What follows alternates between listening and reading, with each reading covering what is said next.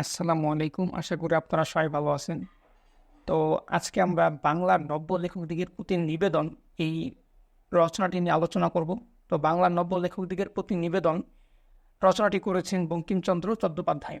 তো আসেন আমরা আগে বঙ্কিমচন্দ্র চট্টোপাধ্যায় সম্পর্কে কিছু জেনে নিই।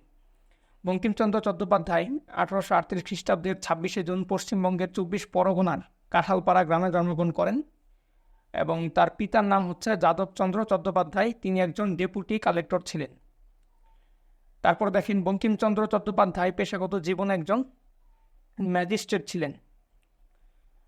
আচ্ছা, তার পরবর্তীতে আসেন উপন্যাস এবং প্রবন্ধের বাইরে বঙ্গদর্শন পত্রিকা সম্পাদনা ও প্রকাশ বঙ্কিমচন্দ্রের অন্যতম কীর্তি ছিল। অর্থাৎ বঙ্কিমচন্দ্র উপন্যাস এবং প্রবন্ধ সাহিত্যকর্ম এগুলো বাইরেও বঙ্গদর্শন নামক একটা পত্রিকা রয়েছিল, যেটাতে তিনি সম্পাদনা এবং প্রকাশকের দায়িত্ব পালন করতেন। আচ্ছা, তার পরবর্তীতে দেখেন 1852 খ্রিস্টাব্দে সংবাদ প্রভাকর পত্রিকায় কবিতা প্রকাশের মাধ্যমে তার সাহিত্য চর্চা শুরু হয়। অর্থাৎ 1852 খ্রিস্টাব্দে বঙ্কিমচন্দ্র সংবাদ প্রভাকর পত্রিকায় কবিতা প্রকাশ করার মাধ্যমে তার সাহিত্য জীবনের বা সাহিত্য চর্চার সূচনা করেন। আচ্ছা, তো সবচেয়ে ইম্পর্টেন্ট যে ইনফরমেশনটা সেটা হলো বঙ্কিমচন্দ্রের গ্রন্থ সংখ্যা হচ্ছে 34 এবং তার রচিত প্রথম উপন্যাসটি হচ্ছে দুর্গেশ নন্দিনী। এইটা জ্ঞানমূলক এবং এমসিকিউর জন্য অত্যন্ত ইম্পর্টেন্ট। আচ্ছা, তারপরে আসেন তার অন্যান্য উল্লেখযোগ্য উপন্যাসগুলো হলো কপালকুণ্ডলা, মৃণালিনী, বিষবৃক্ষ, কৃষ্ণকান্তের উইল, চন্দ্রশেখর, আনন্দমঠ, দেবী চৌধুরানী, রাজসিংহ এবং সীতারাম। তো এইগুলো আপনাদের মুখস্থ করার দরকার নেই, এগুলো শুধুমাত্র আপনারা একবার দেখে রাখবেন যাতে এমসিকিউতে আসলে সহজে বুঝতে পারেন যে কোনটি বঙ্কিমচন্দ্রের রচনা। আচ্ছা, তারপর আসেন রাজমোহনস ওয়াইফ নামে একটি ইংরেজি উপন্যাসও তিনি রচনা করেছেন। এটি অত্যন্ত ইম্পর্টেন্ট। বঙ্কিমচন্দ্র রাজমোহনস ওয়াইফ নামে একটি ইংরেজি উপন্যাস রচনা করেছিলেন। পরবর্তীতে আসেন লোকরহস্য, বিজ্ঞান রহস্য, কমলাকান্তের দপ্তর, সাম্য, কৃষ্ণচরিত্র, বিবিধ প্রবন্ধ ইত্যাদি বঙ্কিমচন্দ্রের গদ্য গ্রন্থ। এইগুলো আপনারা একবার দেখে রাখবেন যাতে বুঝতে পারেন এমসিকিউতে আসলে যে কোনগুলো মূলত বঙ্কিমচন্দ্রের গদ্য গ্রন্থ। সর্বশেষ যে লাইনটা সেটা অনেক ইম্পর্টেন্ট, যে বাংলা সাহিত্যে অসামান্য অবদানের জন্য বঙ্কিমচন্দ্রকে সাহিত্য সম্রাট উপাধিতে ভূষিত করা হয়েছিল। বাংলা সাহিত্যে অসামান্য অবদানের জন্য বঙ্কিমচন্দ্রকে সাহিত্য সম্রাট উপাধিতে ভূষিত করা হয়েছিল। তো লেখক পরিচিতি থেকে এতটুকু আপনারা পড়বেন, এতটুকু পড়লেই এমসিকিউ এবং জ্ঞানমূলকের জন্য হয়ে যাবে। তো এখন আমরা মূল রচনায় চলে আসি। তো লেখক সর্বপ্রথম বলতেছেন যে যশের জন্য লিখিবেন না, তাহা হইলে যশও হইবে না, লেখাও ভালো হইবে না। লেখা ভালো হইলে যশ আপনি আসিবে। তো দেখেন কবি বলতেছেন যে যশের জন্য লিখিবেন না। এখানে যশ বলতে বোঝানো হচ্ছে খ্যাতি, সুনাম। তো কবি বলেন যে সুনাম বা খ্যাতি অর্জন করার জন্য কখনোই সাহিত্যকর্ম বা লেখালেখি করবেন না।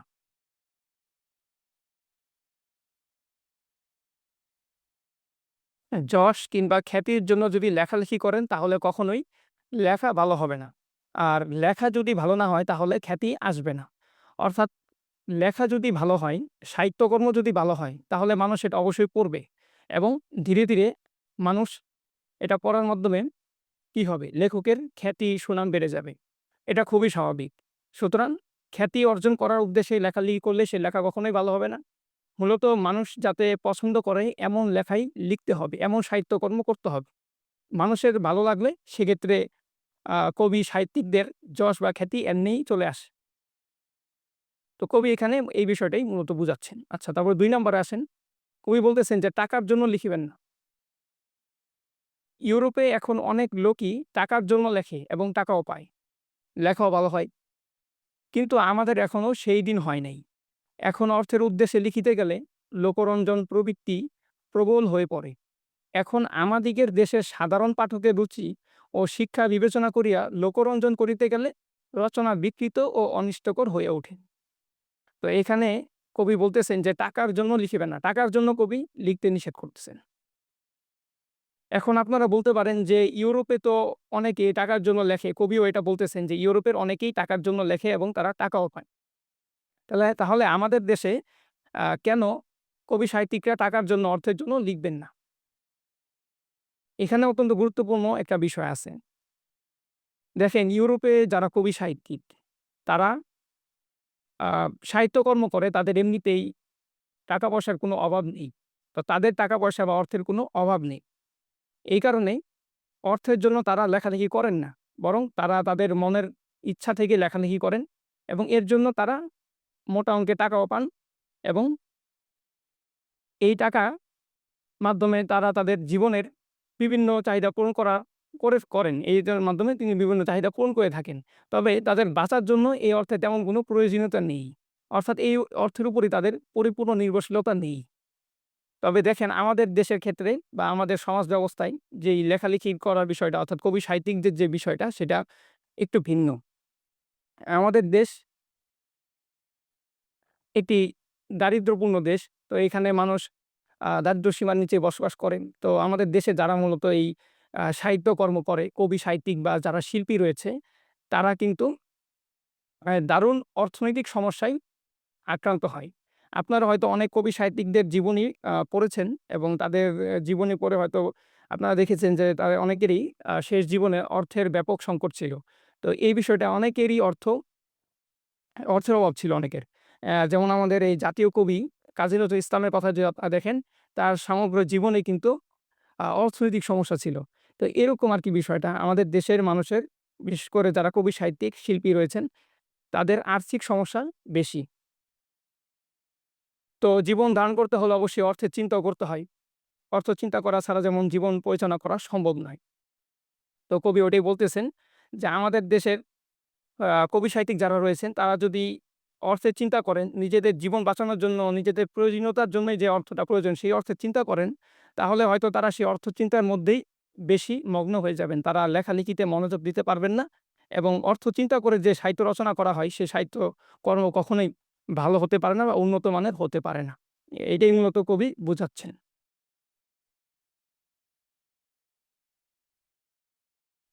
এবং তার পরবর্তীতে বলতেছেন যে অর্থের উদ্দেশ্যে এখানে লিখতে গেলে লোকরঞ্জন প্রবৃত্তি প্রবল হয়ে পড়ে। অর্থাৎ সমাজে যারা গণ্যমান্য ব্যক্তি রয়েছে, তাদের মনের যে বাসনা, সেটা পূরণ করার জন্যই কিন্তু তখন কবি সাহিত্যিকরা লেখালেখি শুরু করেন। যদি আমাদের সমাজে কবি সাহিত্যিকরা অর্থনীতি আ টাকার জন্য বা অর্থের জন্য লেখেন, তাহলে দেখা যাচ্ছে তাদেরকে সমাজে যারা গণ্যমান্য ব্যক্তিবর্গ রয়েছে, সমাজে যারা মাথা রয়েছে, তাদের আ মনোরঞ্জন করার জন্য, তাদেরকে খুশি করার জন্যই মূলত লিখতে হবে। আর এভাবে কোনো ব্যক্তিকে কেন্দ্র করে বা কোনো ব্যক্তির স্বার্থকে চিন্তা করে লেখালেখি করলে সেটা কখনোই মানুষের জন্য কল্যাণকর হবে না। তার পরবর্তীতে কবি বলতেছেন যে আমাদিগের দেশের সাধারণ পাঠকের রুচি এবং শিক্ষা বিবেচনা করিয়া লোকরঞ্জন করিতে গেলে রচনা বিকৃত এবং অনিষ্টকর হয়ে উঠবে। তো এটা আমি আগেই বললাম যে আমাদের দেশে যারা সমাজের মাথা রয়েছেন, তাদের কথা চিন্তা করে, তাদের স্বার্থকে বিবেচনা করে যদি লেখালেখি করা হয়, তাহলে দেখা যাবে যে সমাজের বৃহত্তর মানুষের জন্য সেটা কখনোই কল্যাণকর হবে না এবং সেই রচনা কখনোই উন্নত মানের সাহিত্যে পরিণত হতে পারবে না। ৩ নম্বরে বলতেছেন কবি যে, যদি মনে করেন বা যদি মনে এমন বুঝিতে পারেন, লিখিয়া দেশের বা মনুষ্য জাতির কিছু মঙ্গল সাধন করিতে পারেন অথবা সৌন্দর্য সৃষ্টি করতে পারেন, তবে অবশ্য লিখিবেন। কবি বলতেছেন যে লেখালেখি করার মাধ্যমে কেউ যদি বুঝতে পারে যে সে সমাজের ভালো বা মঙ্গল সাধন করতে পারবে, মঙ্গল বলতে এখানে উন্নতি বা কল্যাণ সাধন করা, তো ভালো কিছু করতে পারবে সমাজের জন্য, সমাজের মানুষের জন্য ভালো কিছু করতে পারবে, তাহলে অবশ্যই সে যেন লেখালেখি করে। তারপরে বলেন যে যাহারা অন্য উদ্দেশ্যে লেখেন, তাহাদিগকে যাত্রাওয়ালা প্রভৃতি নিজ ব্যবসায়ীগণদের সঙ্গে কবি তুলনা করেছেন। অর্থাৎ যারা কিনা সাহিত্যকর্ম করে দেশ এবং মানুষের কল্যাণের জন্য নয়, যারা কোনো ব্যক্তির স্বার্থকে কেন্দ্র করে বা বিভিন্ন ধরনের সমস্যাকে সৃষ্টি করার চেষ্টা করেন বা বিভিন্ন ধরনের সমস্যার সৃষ্টি করেন যারা, তাদের উদ্দেশ্যে কবি বলতেছেন সাহিত্যকর্ম, তাদের যে রচিত সাহিত্যকর্ম সেটা কখনোই উন্নত মানের হতে পারে না এবং তাদেরকে কবি আ নিচু ব্যবসায়ীদের সঙ্গে তুলনা করতেছেন।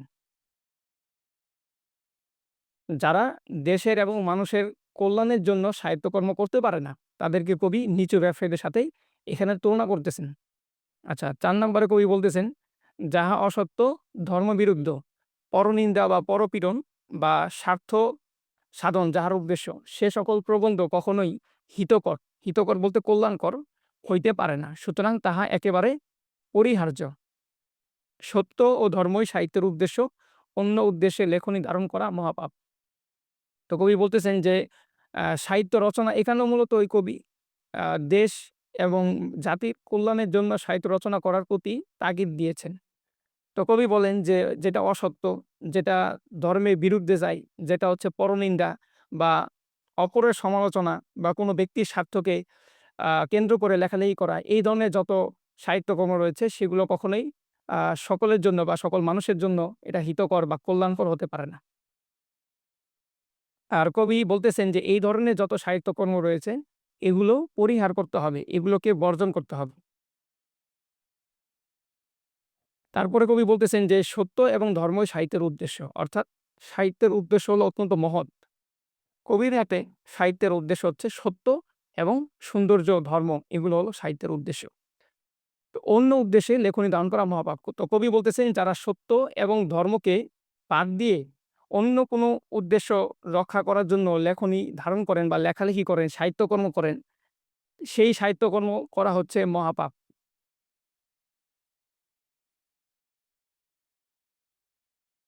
তো পরবর্তীতে ৫ নাম্বারে কবি বলতেছেন যে, "যাহা লিখিবেন তাহা হঠাৎ ছাপাইবেন না, কিছুকাল ফেলিয়া রাখবেন, কিছুকাল পরে উহা সংশোধন করিবেন। তাহা হইলে দেখিবেন প্রবন্ধে অনেক দোষ আছে। কাব্য, নাটক, উপন্যাস ২-১ বছর ফেলিয়া রাখিয়া তারপর সংশোধন করিলে বিশেষ উৎকর্ষ লাভ করে। যাহারা সাময়িক সাহিত্যের কার্যে ব্রতী, তাহাদের পক্ষে এই নিয়মটি রক্ষা করা হয় না। এজন্য সাময়িক সাহিত্য লেখকের পক্ষে অবনতিকর।" তো দেখেন এখানে মূলত কবি যেটা বুঝাচ্ছেন, কবি বলতেছেন যে, যে সাহিত্যকর্মটা করবেন সেটা শেষ করার সাথে সাথেই ছাপিয়ে ফেলবেন না। বরং এটা কিছুদিন ফেলে রাখবেন। এখন প্রশ্ন হতে পারে যে কবি কেন বলতেছেন যে এই সাহিত্যকর্ম সম্পাদন করার পর এটা ফেলে রাখার জন্য? তো এইখানে দেখেন আপনি যদি একটা লেখালেখি করেন এবং তারপরে সাথে সাথে এটা পাবলিশ করেন, মানে ছাপান, তাহলে হয়তো ওই লেখার অনেক ভুল ত্রুটি থেকে যাবে যেগুলো আপনার চোখে পড়বে না। এতে করে কি হবে? সেই সাহিত্যকর্মটা উন্নত সাহিত্যের অন্তর্ভুক্ত হবে না। তো ওটাই বলতেছেন যে, "তা হইলে দেখিবেন প্রবন্ধে অনেক দোষ আছে।" তো আপনি যদি এর পরিবর্তে কি করেন? দীর্ঘদিন ওই সাহিত্যকর্মটাকে আপনার কাছে রেখে দেন এবং সেটাকে বারবার পর্যালোচনা করেন, তাহলে দেখতে পারবেন যে কি হবে? নতুন, নতুন ভুল ত্রুটি এবং অপ্রাসঙ্গিকতাগুলো আপনার চোখে ধরা পড়বে এবং সেগুলো আপনি সংশোধন করার মাধ্যমে আপনার যে লেখালেখি রয়েছে সেটাকে আরো উন্নত করে তুলতে পারবেন। কবি এটাই এখানে বুঝাতে চেয়েছেন। আচ্ছা, তারপরে আসেন, কবি বলতেছেন, "কাব্য, নাটক, উপন্যাস ২ বছর ২-১ বছর ফেলিয়া রাখিয়া তারপর সংশোধন করিলে বিশেষ উৎকর্ষ লাভ করে।" তো কবি ওটাই বলতেছেন যে কাব্য, নাটক, উপন্যাস যে সাহিত্যকর্মগুলো রয়েছে এগুলো আপনি কমপক্ষে ১ থেকে ২ বছরের মতো সময় আপনার নিজের দায়িত্বে এটা রাখবেন এবং আপনি সংশোধন করার চেষ্টা করবেন। তাহলে দেখবেন যে আপনার সাহিত্যকর্ম উন্নত সাহিত্যের অন্তর্ভুক্ত হয়ে যাবে। এতে করে আ সাহিত্যকর্ম আরো সুন্দর হবে এবং আপনার যে ভুল ত্রুটিগুলো ছিল এগুলো আপনি সহজেই বুঝতে পারবেন। তো তারপরে বলতেছেন কবি, "যাহারা সাময়িক সাহিত্যের কার্যে ব্রতী, তাহাদের পক্ষে এই নিয়মটি রক্ষা করা হয়ে ওঠে না।" তো দেখে অনেকেই খুবই অল্প সময়ের জন্য সাহিত্য রচনা করে। তো কবি তাদেরকে বলতেছেন যে যারা এরকম সাহিত্যকর্ম করে খুব অল্প সময়ের জন্য, সাময়িক সময়ের জন্য, তাদের কিন্তু এই কর্মটি সম্পাদন করা হয় না। অর্থাৎ তারা দীর্ঘ সময় তাদের যে সাহিত্যকর্ম রয়েছে এটা তারা নিজেদের দায়িত্বে রেখে দিতে পারেন না। তারা খুব অল্প সময়ের মধ্যে সাহিত্যকর্ম করেন এবং সেটাকে পাবলিশ করেন। তো এতে করে কি হয়? এতে করে হচ্ছে ওই সাহিত্যের যে গুণগত মান সেটা নষ্ট হয়ে যায়। তো সাময়িক সাহিত্যকর্ম যারা করে সেটা কখনো উন্নত সাহিত্যের অন্তর্ভুক্ত হতে পারে না। তাই কবি শেষে বলতেছেন যে এজন্য সাময়িক সাহিত্য লেখকের জন্য অবনতিকর। অর্থাৎ এইভাবে যারা সাময়িক সময়ের জন্য সাহিত্যকর্ম করে বা যারা সাহিত্যকর্ম করে, লেখালেখি করে, যারা অল্প সময়ের জন্য দ্রুত যারা সাহিত্যকর্মকে প্রকাশ করে ফেলে, সেটা কখনো উন্নত সাহিত্য নয়। এটা লেখকের জন্য হচ্ছে অবনতিকর। ৬ নম্বরে বলতেছেন কবি, যে বিষয়ে যাহার অধিকার নেই সেই বিষয়ে তাহার হস্তক্ষেপ অকর্তব্য। অর্থাৎ যে বিষয়ে কোনো ব্যক্তির বা কোনো কবি সাহিত্যিকের কোনো অধিকার নেই সেই বিষয়ে যেন সে হস্তক্ষেপ না করে। এটি সোজা কথা, কিন্তু সাময়িক সাহিত্যে এই নিয়মটি রক্ষিত হয় না। এখানেও ওই সাময়িক সাহিত্যের কথাই বলতেছেন যে সাময়িক সাহিত্যের ক্ষেত্রে আসলে এই অধিকার না থাকার বিষয়টিকেও ভালোভাবে পরীক্ষা-নিরীক্ষা করা হয় না। বরং যার যে বিষয়ে অধিকার নেই সেই বিষয়েও হস্তক্ষেপ করে ফেলেন লেখক সাহিত্যিকরা, যারা মূলত স্বল্প সময়ের জন্য বা সাময়িক সময়ের জন্য সাহিত্য রচনা করে। তো ৭ নম্বরে বলতেছেন যে বিদ্যা প্রকাশের চেষ্টা করিবেন না। বিদ্যা থাকিলে তাহা এমনিতেই প্রকাশ পায়, চেষ্টা করিতে হয় না। বিদ্যা প্রকাশের চেষ্টা পাঠকের অতিশয় বিরক্তিকর এবং রচনার পরিপাট্যের বিশেষ হানিজনক। এখানে প্রবন্ধে ইংরেজি, সংস্কৃত, ফরাসি, জার্মান কোটেশন, এখনকার প্রবন্ধে ইংরেজি, সংস্কৃত, ফরাসি, জার্মান কোটেশন বড় বেশি দেখতে পাই। যে ভাষা আপনি জানেন না, পরের গ্রন্থের সাহায্যে সে ভাষা হইতে কদাচ উদ্ধৃতি ব্যবহার করবেন না। এখানে অত্যন্ত গুরুত্বপূর্ণ একটা বিষয় কবি বলতেছেন যে সাহিত্যকর্ম রচনা করার সময় আপনি কখনোই আপনার জ্ঞানকে প্রকাশ করার চেষ্টা করবেন না। যদি বিদ্যা থাকে, যদি আপনার জ্ঞান থাকে পর্যাপ্ত পরিমাণে, তাহলে সাহিত্য রচনা করার মধ্য দিয়েই কিন্তু দেখবেন স্বাভাবিকভাবেই সেটা প্রকাশিত হবে। আপনার আলাদাভাবে নিজের জ্ঞান প্রকাশ করার প্রয়োজন হবে না। বিদ্যা প্রকাশের চেষ্টা পাঠকের অতিশয় বিরক্তিকর এবং রচনার পরিপাট্যের বিশেষ হানিজনক। অর্থাৎ আপনি যদি সাহিত্যকর্ম রচনা করার সময় আপনার জ্ঞানকে বিশেষভাবে ফুটিয়ে তুলতে চান, তাহলে সেটা সেই রচিত সাহিত্য উন্নত সাহিত্যের অন্তর্ভুক্ত হবে না এবং সেটা পাঠকের জন্য বিরক্তিকর হবে এবং রচনার বা সাহিত্যের যে আ ধারা সেটি নষ্ট হবে। এখনকার প্রবন্ধে ইংরেজি, সংস্কৃত, ফরাসি, জার্মান কোটেশন অনেক বেশি দেখতে পাই। অর্থাৎ কবি বলতেছেন যে বর্তমান সময়ে যারা সাহিত্যকর্ম করতেছেন তাদের সাহিত্যকর্মে বিভিন্ন ভাষার লেখালেখি বেশি দেখা যাচ্ছে।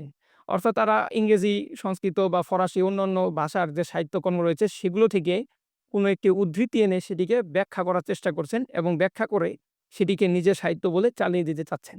তো কবি বলতেছেন যে এই ধরনের কর্মকাণ্ড উন্নত সাহিত্যের অন্তর্ভুক্ত হবে না। তো কবি বলেন যে, যে ভাষা আপনি জানেন না পরের গ্রন্থ থেকে সে ভাষা ব্যবহার করা আপনার জন্য উচিত নয়।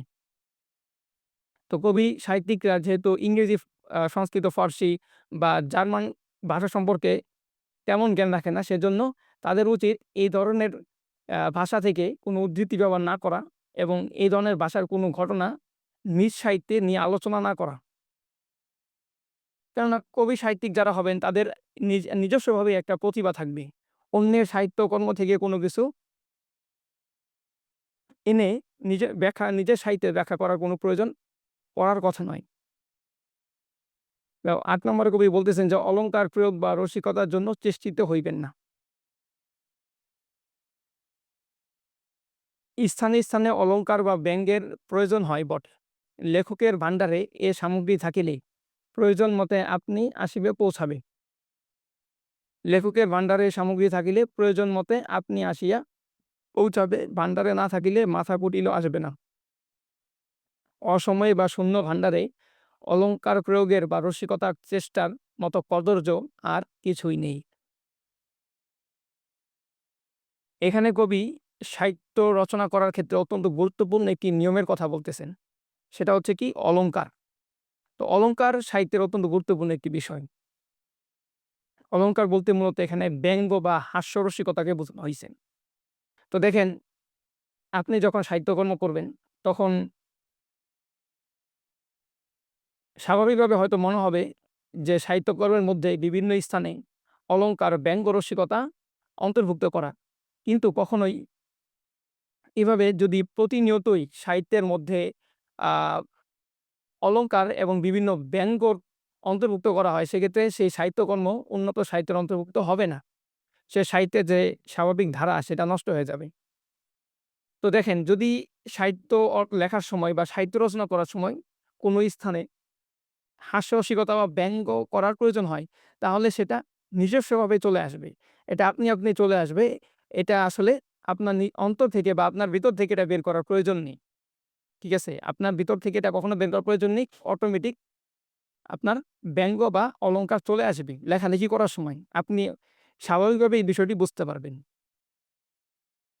তাই বলতেছেন যে ভান্ডারে না থাকিলে মাথা কুটলে আসবে না। অর্থাৎ যদি কোনো স্থানে হাস্যরসিকতা অন্তর্ভুক্ত করার প্রয়োজন না হয়, তাহলে সেখানে হাস্যরসিকতা কোনোভাবেই আসার প্রাসঙ্গিকতা নেই বা প্রাসঙ্গিকতা থাকবে না। অসময়ে বা শূন্য ভান্ডারে অলংকার প্রয়োগের বা রসিকতার চেষ্টা করার মতো কদর্য আর নেই। অর্থাৎ কবি বলতেছেন যে যেখানে ব্যঙ্গ, অলংকার বা হাস্যরসিকতা ব্যবহার করার কোনো প্রয়োজন নেই, সেখানে যদি আপনি এই হাস্যরসিকতা বা অলংকার ব্যবহার করেন, তাহলে সেটা সাহিত্যের সবচেয়ে বড় কদর্য। এর থেকে বড় কদর্য আর হতে পারে না। অর্থাৎ এর থেকে সাহিত্যের মর্যাদাহানি আর হতে পারে না। এই ধরনের সাহিত্যকর্ম কখনোই লেখকের কাছে ভালো বলে মনে হয় না। ৯ নম্বরে কবি বলতেছেন, যে স্থানে অলংকার বা ব্যঙ্গ বড় সুন্দর বলিয়া বোধ হইবে, সেই স্থানটি কাটিয়া দিবে। এটি প্রাচীন বিধি। তো কবি বলতেছেন যে প্রাচীন যে নিয়ম ছিল সাহিত্যের, সেখানে বলা হতো যে যেই স্থানে অলংকার বা ব্যঙ্গ, হাস্যরসিকতা অনেক সুন্দর বলে মনে হচ্ছে, সেই স্থানটিকে কেটে দিন। অর্থাৎ সেখানে অলংকার বা ব্যঙ্গ রসিকতা ব্যবহার করবেন না। তো কবি বলতেছেন যে আমি সেই কথা বলি না। তো কবি কি বলতেছেন? কবি বলতেছেন যে সরাসরি ব্যঙ্গ বা অলংকার কেটে দেওয়ার কোনো প্রয়োজন নেই। এর পরিবর্তে কবির পরামর্শ হলো যে সে স্থানটি বন্ধুবর্গকে পুনঃ অর্থাৎ বারংবার পুনরায় বারবার পড়িয়া শুনাইবে।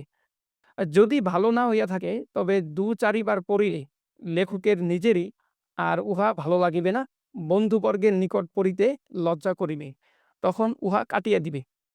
অর্থাৎ আপনি যে সাহিত্য রচনাটা করবেন, সেটা রচনা করার পরে কোথায় ব্যঙ্গ রসিকতা, কোথায় অলংকার প্রয়োগ করতে হবে, সেটি আপনি যদি বুঝেন তাহলে ভালো। আর যদি আপনি বুঝতে না পারেন, তাহলে সেই সাহিত্য রচনা করার পর সেটি আপনার বন্ধুদের দিয়ে পড়াবেন।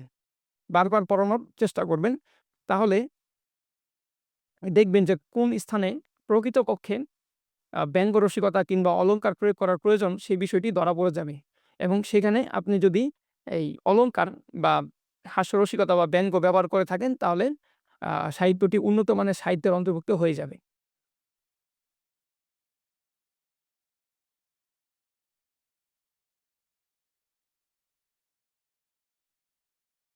তো কবি বলতেছেন যে ২-৪ বার পড়িলে লেখকের নিজেরই আর উহা ভালো লাগবে না। অর্থাৎ যেটা আপনার বন্ধুর কাছে ভালো লাগবে না, সেটা যখন আপনি নিজে পড়বেন, তখন দেখবেন যে আপনার নিজেরও এটা ভালো লাগবে না। তখনই আপনি বুঝতে পারবেন যে আপনার লেখার মধ্যে ব্যঙ্গ রসিকতা সঠিক স্থানে ব্যবহার করা হয়নি। তখন আপনি সেটা কেটে দিবেন এবং সেখানে আপনি পরিমার্জন করবেন। তো এভাবে যদি আপনি সংশোধন করেন, তাহলে আপনার সাহিত্যে সঠিকভাবে অলংকারের প্রয়োগ সংগঠিত হবে এবং সেটি উন্নত মানের সাহিত্যে অন্তর্ভুক্ত হয়ে যাবে। ১০ নম্বরে বলতেছেন কবি, সকল অলংকারের শ্রেষ্ঠ অলংকার সরলতা। যিনি সোজা কথায় আপনার মনের ভাব সহজে পাঠককে বুঝাইতে পারেন, তিনি শ্রেষ্ঠ লেখক। কেননা লেখার উদ্দেশ্য পাঠককে বোঝানো। এখানে সাহিত্যের অত্যন্ত গুরুত্বপূর্ণ একটা বিষয় বলতেছেন কবি, যে সকল অলংকারের শ্রেষ্ঠ অলংকারটি হচ্ছে সরলতা। সবচেয়ে শ্রেষ্ঠ, উৎকর্ষ, আকর্ষণীয় এবং সবচেয়ে শ্রেষ্ঠ যে অলংকার, সেটা হচ্ছে সরলতা। যিনি সহজে, সোজা কথায় নিজের মনের ভাবকে পাঠকের কাছে তুলে ধরতে পারেন বা পাঠককে বোঝাতে পারেন, কবির মতে তিনি হচ্ছে শ্রেষ্ঠ লেখক। কেননা সাহিত্য রচনার মূল উদ্দেশ্য হচ্ছে সাধারণ মানুষকে বোঝানো। সাহিত্য রচনার মূল উদ্দেশ্য হচ্ছে পাঠক সমাজের কাছে নিজের মনের ভাবকে সহজভাবে উপস্থাপন করা বা সহজভাবে তুলে ধরা, যাতে পাঠক সহজেই কবির মনের ভাবকে বুঝতে পারেন। তো কবি বলতেছেন যে সবচেয়ে বড়, শ্রেষ্ঠ, মহৎ অলংকারটি হচ্ছে সরলতা।